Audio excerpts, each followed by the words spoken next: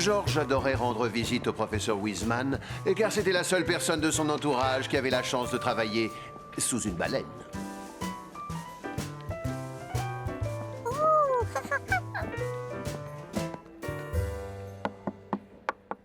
Je crois savoir qui c'est. Entrez! Bonjour, qu'est-ce que vous faites? Je répare mon horloge. Plus c'est difficile à restaurer, plus ça me détend.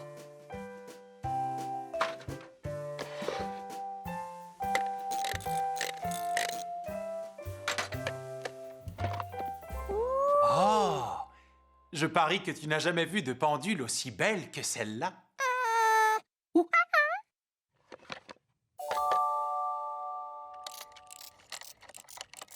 Ça s'appelle un coucou et tu vas voir ce qui se passe toutes les heures.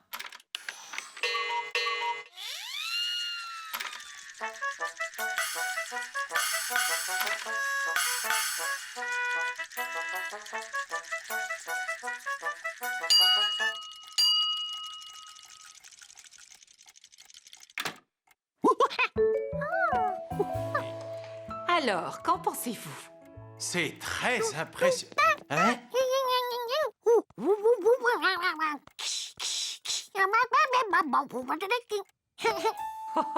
Je suis ravie qu'elle te plaise. Venez, professeur, la conférence sur la navette spatiale va commencer. Tu veux venir avec nous, Georges? Ou tu préfères rester ici et regarder la pendule?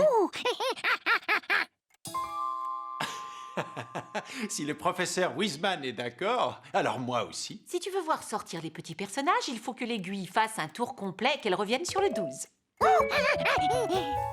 Amuse-toi bien.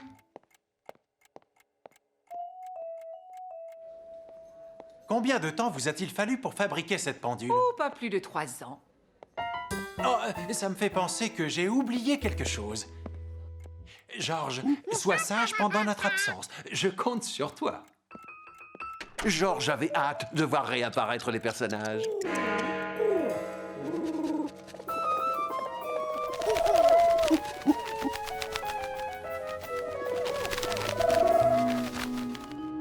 Ah, mais on dirait Boussole, le pigeon voyageur désorienté. Parce qu'il est bien le seul du groupe à ne pas être capable de se poser sur la statue qui sert habituellement de perchoir.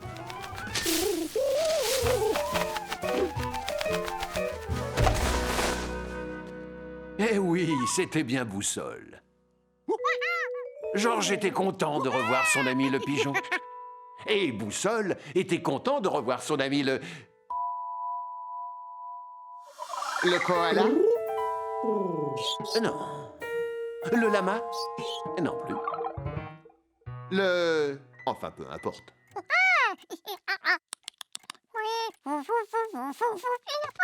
Georges voulait montrer à Boussole la pendule du professeur Wiseman en action.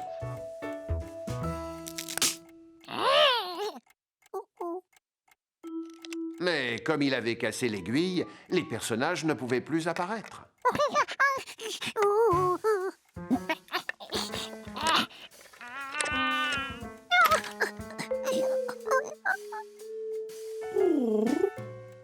Allez, sortez! Boussole a envie de vous voir.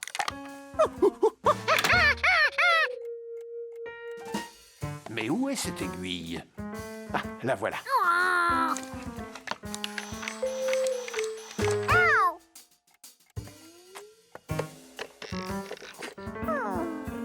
Comment faire pour la récupérer?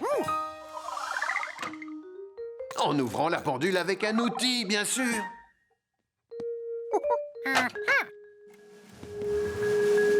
Non, non, pas avec un marteau.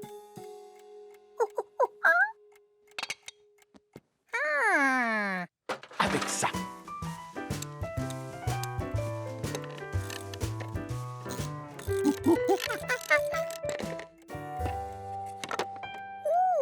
Qu'est-ce qu'il y a comme truc là-dedans?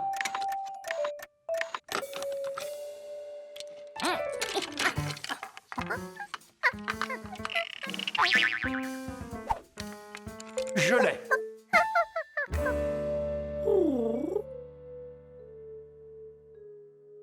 Quand Quand on démonte les pièces d'une horloge, il faut savoir comment les remettre en place.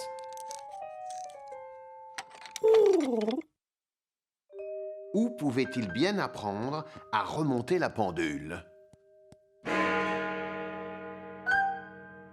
À la bibliothèque, évidemment.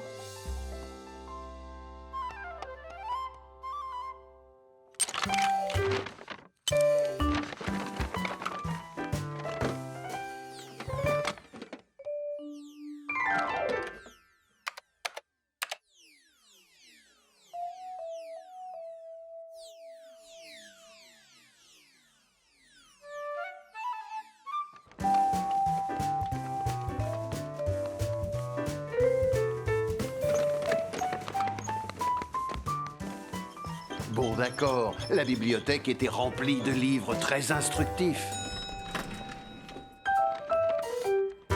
Mais c'était surtout la grande horloge de la tour qui intéressait Georges.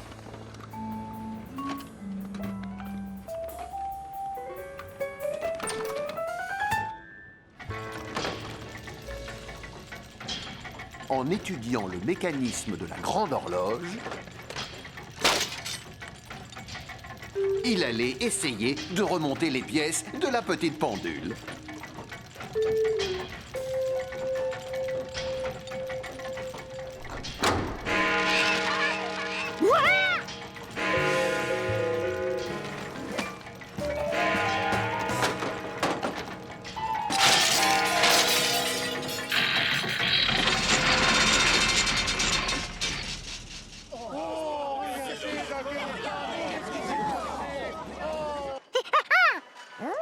Ouf!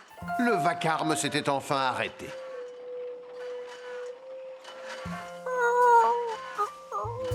Il était temps pour lui de ranger ses affaires et de songer à rentrer. Jamais elle ne s'était arrêtée, jamais!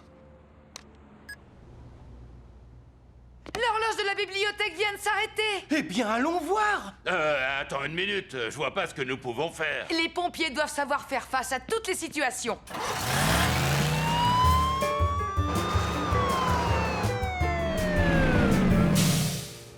Monsieur Chronos, la grande horloge est tombée en panne. Celle sur laquelle toutes les autres horloges de la ville sont réglées? Oui, tout à fait. Oh, c'est la première fois que ça arrive. Il n'y a pas une minute à perdre.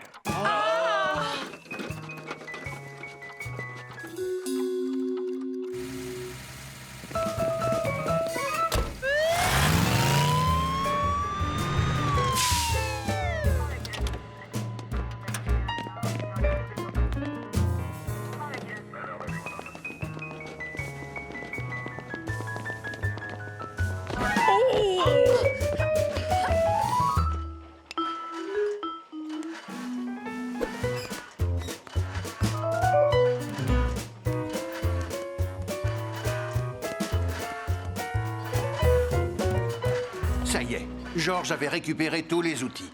Et pourtant, il avait l'impression d'avoir oublié quelque chose. Quelqu'un approchait. Merci, mademoiselle. Laissez-nous seuls, j'ai besoin de l'ausculter.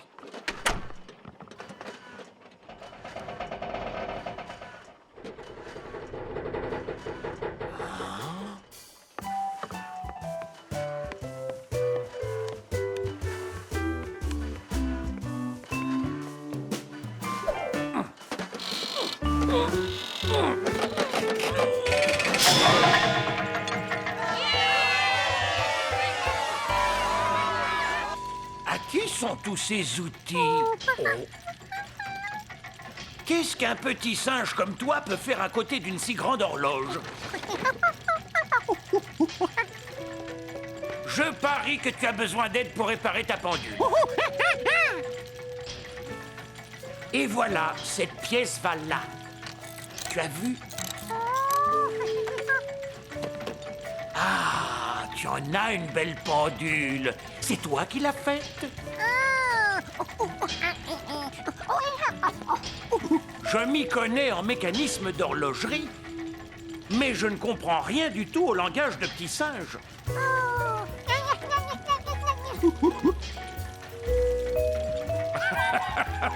J'aime savoir l'heure qu'il est. C'est pour ça que je prends toujours mes précautions.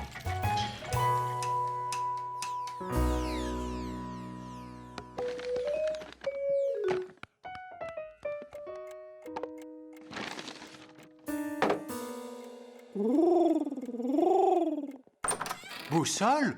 C'est toi qui l'as laissé entrer, Georges? Tu sais pourtant que je n'aime pas ça.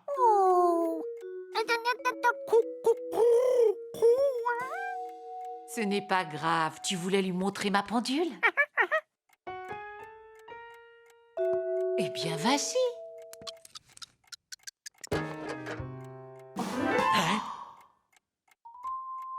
Georges, tu peux m'expliquer pourquoi cette boîte à outils est toute...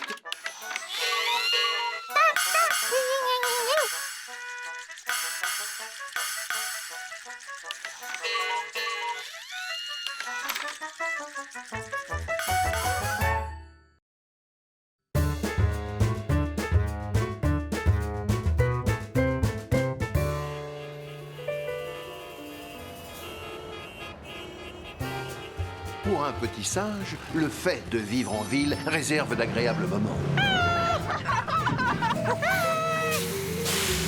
Comme de moins bons. Vivement qu'on soit arrivé à notre maison de campagne, pas vrai? L'homme au chapeau jaune et son ami Georges avaient vraiment besoin de se mettre au vert.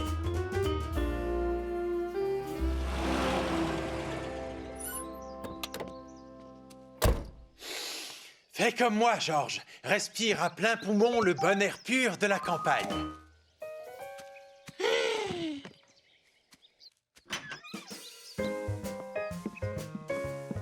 Ah, qu'est-ce qu'on est bien ici. Tu peux souffler maintenant. Arrête de faire le clown.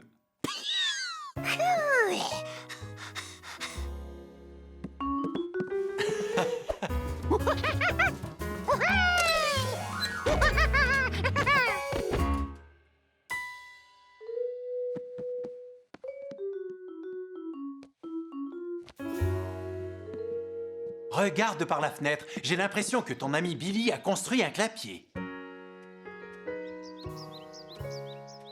Tu veux qu'on aille voir les lapins? Vous allez vous régaler. Bonjour, Georges est avec vous? Comment tu m'as reconnu? Comme ça. Eh, j'ai acheté des lapins, vous voulez les voir? Georges n'avait jamais vu de lapin d'aussi près. Alors, tu les trouves mignons? Tu leur as donné des noms? Bien sûr, il y a Peluche, Blanchou, Caramel, Cocard, Oreille Noire, Grismine et Galopin de Garenne. Et voici leur maman. Tu veux en caresser un? Lequel? Blanchou, Caramel? Peluche. Il est super gentil, mais il faut que je te dise 2 ou 3 choses sur les lapins avant que tu en prennes un dans tes bras. Oh! Déjà, il faut que j'aille distribuer les journaux. Je suis désolé. Reviens demain, on aura toute la journée pour s'en occuper. Allons, ne fais pas cette tête. Tu peux bien attendre jusqu'à demain.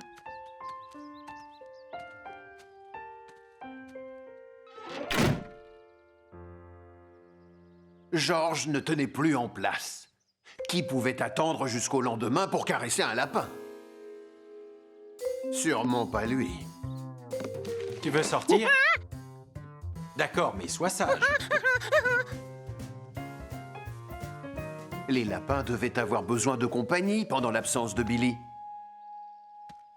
Ils étaient si calmes, si doux, si choux, les petits lapinous. Billy ne lui en voudrait pas s'il en prenait un dans ses bras. Juste un, à condition de faire très attention.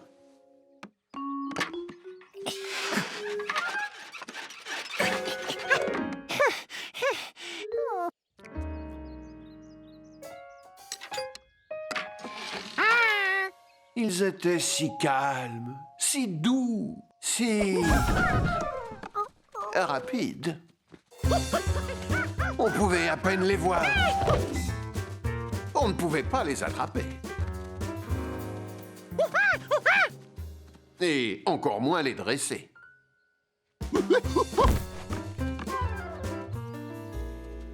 La maman savait bien qu'il fallait rester dans le clapier, mais Georges ne voulait plus courir de risques.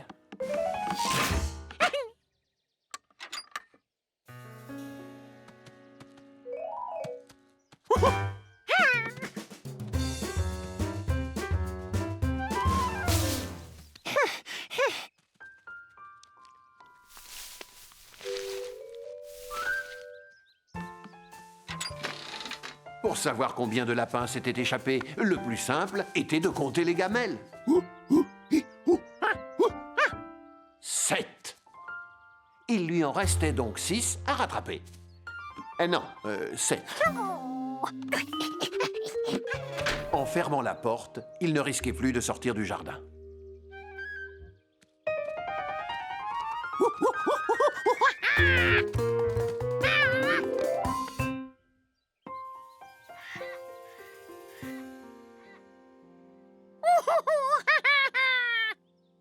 C'était Billy qui n'allait pas être content.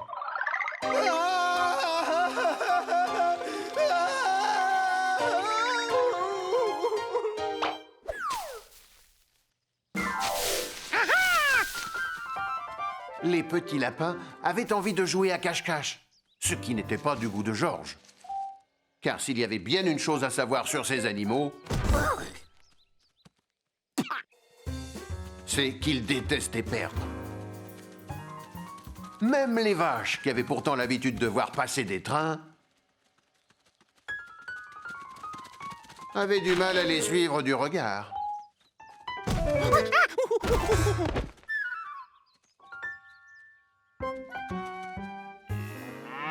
La partie était loin d'être gagnée.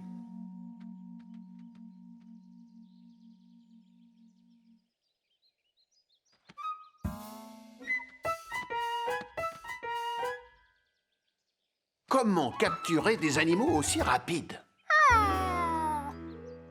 Par surprise, peut-être.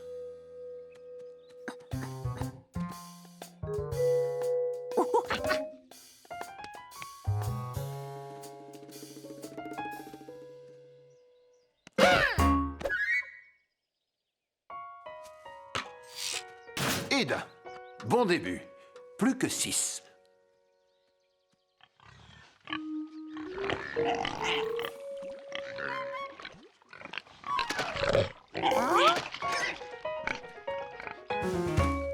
Dans cette folle poursuite, les lapins étaient trop jeunes pour penser à effacer leurs empreintes derrière eux.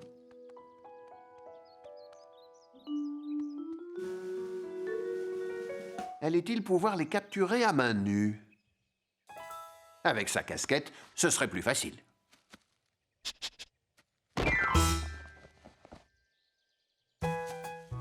Et 2 de plus. Encore 4.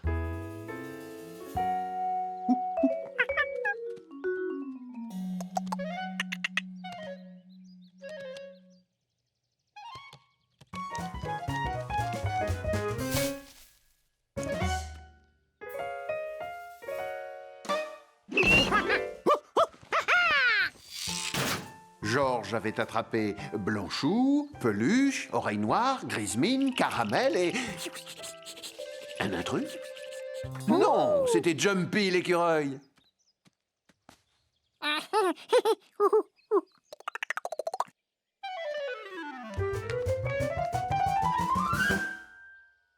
La prochaine fois, il réfléchirait à 2 fois avant de descendre chercher quelque chose à grignoter.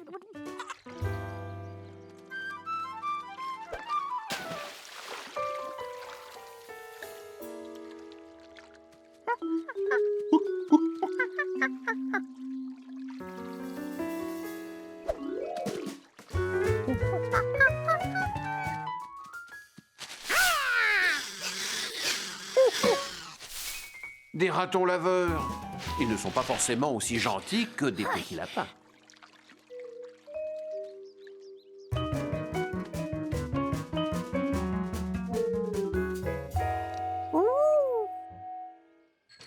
Georges, qu'est-ce que tu fais?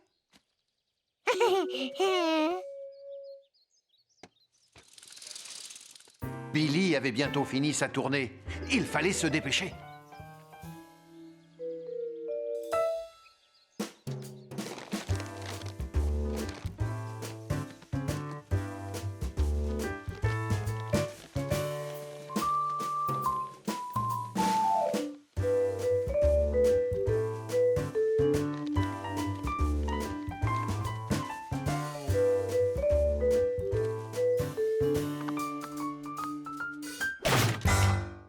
Il avait capturé tous les lapins, sauf Galopin de Garenne.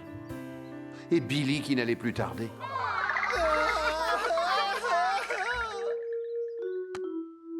Pourtant, il avait cherché partout. Qui pourrait le retrouver? Mais oui, sa maman.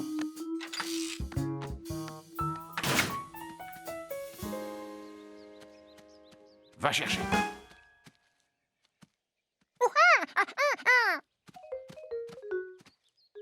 Quelle idée il avait encore eue. Ce n'était pas le moment de jouer avec une pelote de laine. Il fallait retrouver le fiston, et vite. Mais ce n'était pas une pelote de laine. C'était la queue de Galopin de Garenne.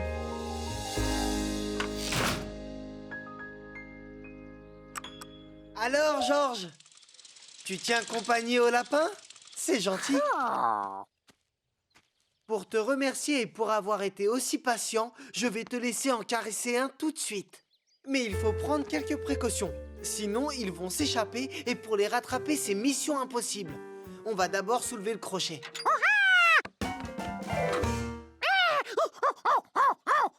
Mais je croyais que tu voulais en caresser un. Ah, je vois que tu préfères ne pas prendre de risques. Mais comment ce gland est arrivé ici ?